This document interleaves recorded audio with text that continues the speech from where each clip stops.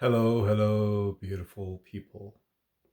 Today I wanted to talk about something that I find to be very, very important for whoever decides to walk the spiritual path and the path of practice of meditation.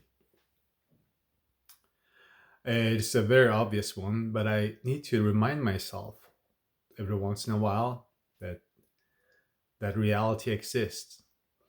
Especially when I go through turbulent times with my practice, which is normal and something desirable. And a few years ago, I was kind of struggling thus before I met my current teacher. And I was wondering, why am I stuck? Why am I stuck? This and that. And I was thinking about it for a little while. And one morning I woke up, and the first thing that came to my mind was a chapter that I had read a long time ago from the book Cutting Through the Spiritual Materialism by Chogyam Trungpa, and it's called The Hard Way.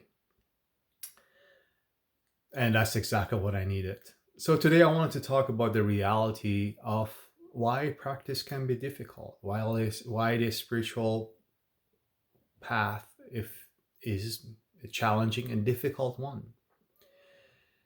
And because we live in a modern society, quite often, really all of us fall in the trap to thinking that things need to be easy. To a certain degree, they are. Life is very easy. If you're sick, you go to the hospital, you get something. If you're hungry, you order something on an app and it will be there in 10, 15, 20 minutes.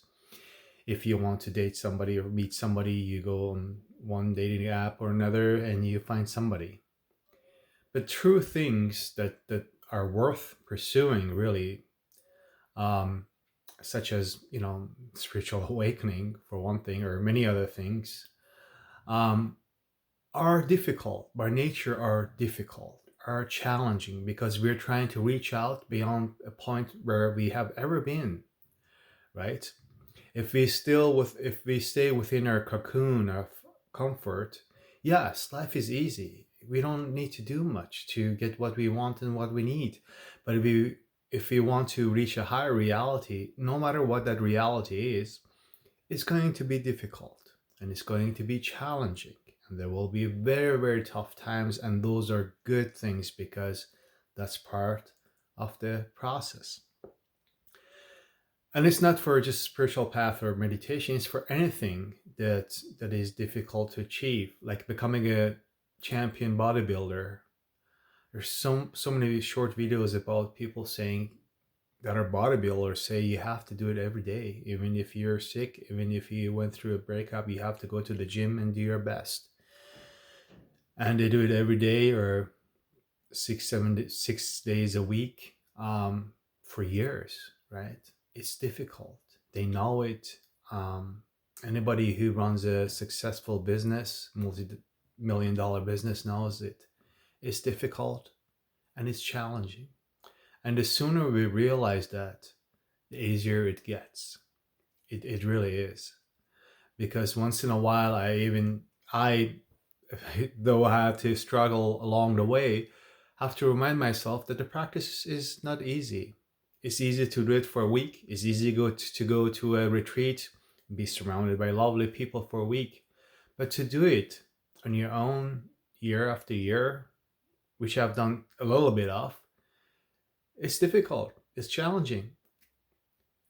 And for me, it really helps me to realize that, because 90% of the problems in my experience arise when we think something is supposed to be easy. And it's not. And when I realize that, when I remind myself that the path inherently is difficult, is challenging, because we have to go where we have not been before, the 90% of my problems instantly disappear. Another point is that the illusion that we all face early on and it disappears rather quickly is that somebody is going to save us. Nobody is going to save us. We know that. Nobody is going to save us. A spiritual teacher is not going to save us. Some guru in India, China, Japan is not going to save us. The pastor certainly is not going to save us. God bless them. We have to bring about the change that we want. If you want something, you have to work hard for it, no matter what it is, even if it's learning a different language. And after that, I find that things become super, super easy for me. It's actually not that difficult. I love practicing Zen. Zen is such a gift for me. I love going to retreats. I just absolutely, there's nothing better to do for me than being on a retreat. Yes, afterwards, a lot of stuff comes up. I'm down for a day or two sometimes, sometimes not. Um, but I love it because I have accepted the reality that it's going to take a long time, perhaps, maybe earlier. But that's not the point. The point is that it's supposed to be difficult because it is something that we want to go somewhere where we have not been before. It's like going to the Everest mountain and climbing to the very top.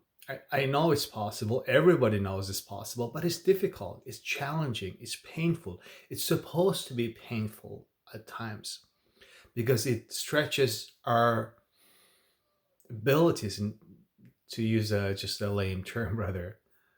But it's possible, and that's all that matters. Yes, even going on a Everest mountain or any other big mountain, I see people training for years. You go through it every day. It's not easy, but the rewards are what's the word? Disproportionate, I guess.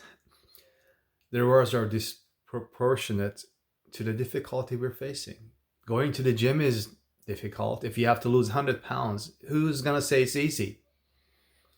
But the rewards are magnificent, and that's why we do it. And at some point, we even forget about the rewards and just enjoy the work, and that's where magic happens. It really does. So we have to give up the illusion that some perfect teacher is gonna help us, boom, guide us. Yeah, they guide us, but a teacher to me is like a personal trainer to tell you where you're lacking, to tell you where to go, but you have to do the work yourself.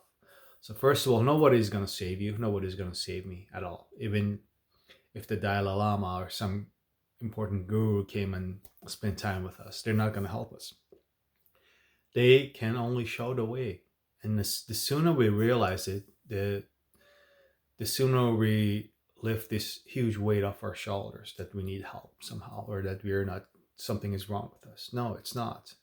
All these difficulties we experience on a daily, weekly basis, like I did this last week, show the way where we need improvement. Really, show the way where we, as my teacher says, we're stuck and we have to work with it. It's a gift. Those difficult times are precious gifts. So nobody's gonna save us. No matter, even Jesus is not gonna come and give us enlightenment. He may help us in some way or guide us in one way, like any other teacher, but ultimately we have to do the work ourselves. Simple as that. And there is no perfect teaching. The teaching is not going to help us magically. We have to find our own way within the teaching, even, I would say. I don't know. That's my experience. But most importantly, there's nothing wrong with us. There is this pain that we feel along the way. This, if we have the right teacher, right teaching, the right practice, this pain is like the fire of refinement, right? Like the alchemists use this fire to refine metal into gold. It really is. Or like the pressure it takes to make a diamond, whatever symbolism you like. Those are the important parts of the practice, going through these difficult times and realizing that the path inherently is difficult. And another thing that the chapter that I just mentioned brings up, and it's also my own experience, is that we think that we want something for nothing. All of us, really, honestly, including myself, we want something for nothing because we're programmed in that way by society. Life is so easy. 100 years ago, if you wanted to even like go to school, you had to walk like miles and miles, right? It was just a miracle to live past 4-year-old as a child, like 150 years ago. But now it's just very common. And thankfully so. I'm grateful for it. We're all grateful for it. But the reality remains that if you want something, you have to work for it. Period. Right? I have to remind myself that if I want to stop thinking during the practice, I need to focus on my out breath, on my hara and out breath. That's all it is. Yes, there are techniques to make it easier. Yes, there are techniques to go deeper in your practice, but ultimately you have to do the work. You have to focus, you have to concentrate, and you have to do it over weeks, months, and years. And when I remind myself of that, it's such a freeing experience. It really is. Oh, I'm stuck here. Oh, I'm having a bad day because of this and that. Oh, okay, that's normal. Let's work through with it. And that's what sets people apart. There are many, many people, millions of people who go to church, who go to the spiritual group and just stay within the comfort zone. And while they grow and while they benefit from it, there's a whole different world when we push ourselves. And pushing ourselves is probably not the right word. When we submit to the process, we have to submit to the process. If you want to be a bodybuilder, top bodybuilder, you have to go to gym 7 days a week, whatever it is. You have to watch what you eat. You have to have an excellent ex-Olympian bodybuilder to tell you what to do, and you have to do it. You can walk away from it, but and that's fine. You want to give up on your dream, fine. But if you want to achieve what your heart desires, not what your ego wants, but your heart desires, you have to put in the work. Nobody's gonna save us. No teaching is gonna be magnificently makes us become enlightened. We have to do the work, and there will be hard times. And the greatest comfort is that somebody else has gone through it. You can ask them how they did it, but you have to do ultimately the work. Even like being single, not having anybody, well, you have to go and find somebody. As simplistic as it sounds, I have to remind myself, right? So yeah, the difficulty on the path is not a bug, I guess, but it's a feature. It's part of the process. It's part of the process of healing. It's part of a process of progression on the path of any path, whether it be athletic path, spiritual path, business path, making money, whatever it is.